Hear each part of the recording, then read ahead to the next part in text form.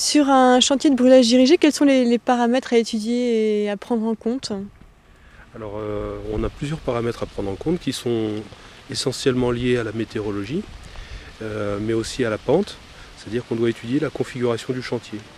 Donc, bien avant de réaliser le chantier, on vient analyser le terrain et on va déterminer les conditions idéales pour réaliser le chantier, en termes d'effectifs, en termes de moyens, en termes de préparation et en termes de conditions météo.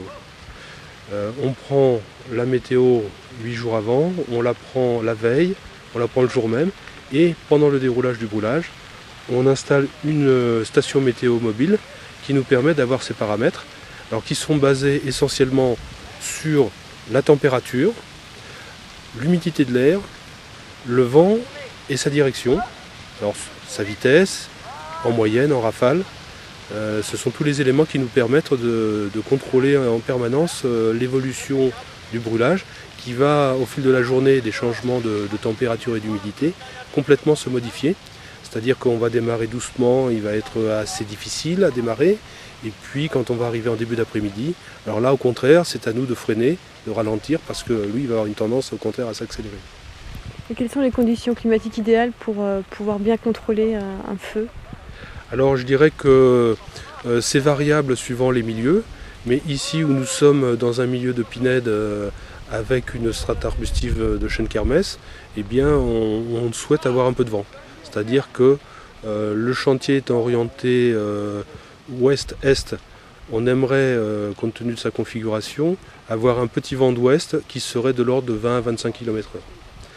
Alors les raisons pour avoir besoin de vent, c'est pas forcément pour la conduite du feu, c'est plutôt pour évacuer la chaleur, de manière à coucher les flammes et à éviter des accumulations de chaleur sous les pins qui pourraient à terme tuer les pins. Et ces conditions sont surveillées tout au long du chantier? Alors voilà, toutes les heures nous faisons un pointage et nous vérifions à la fois ce que nous constatons au niveau du feu et les paramètres météo de notre station mobile. Et quelles conditions feraient interrompre un chantier? Alors je dirais que un vent supérieur à 40 km/h dans des conditions particulièrement sèches, c'est-à-dire avec une humidité de l'air de l'ordre de 20%, ferait qu'on serait amené à arrêter.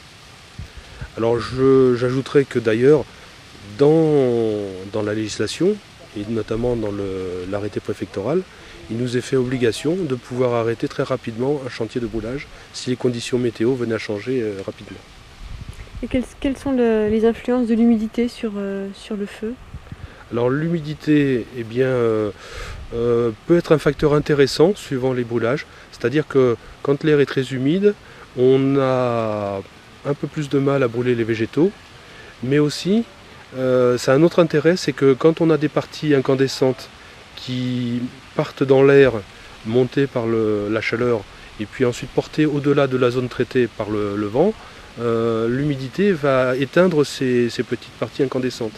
Alors que quand on a de l'air très sec, avec un vent assez sec et puis une température un peu élevée, on a des chances que ces parties incandescentes aillent dans les zones non traitées, enflammées, et risquent de mettre le feu à des zones qu'on ne veut pas traiter.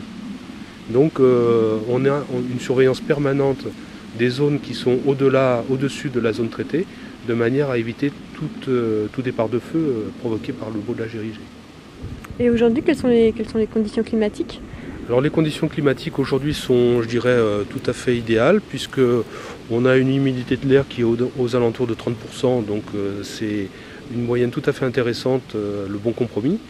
On a un vent qui est de l'ordre de 10 km/h, donc c'est un petit peu insuffisant, mais comme la température est très basse, l'un compense l'autre, puisqu'on a une température qui est de 7 degrés actuellement, qui montera pas beaucoup plus, peut-être à 8-9 degrés, pas plus.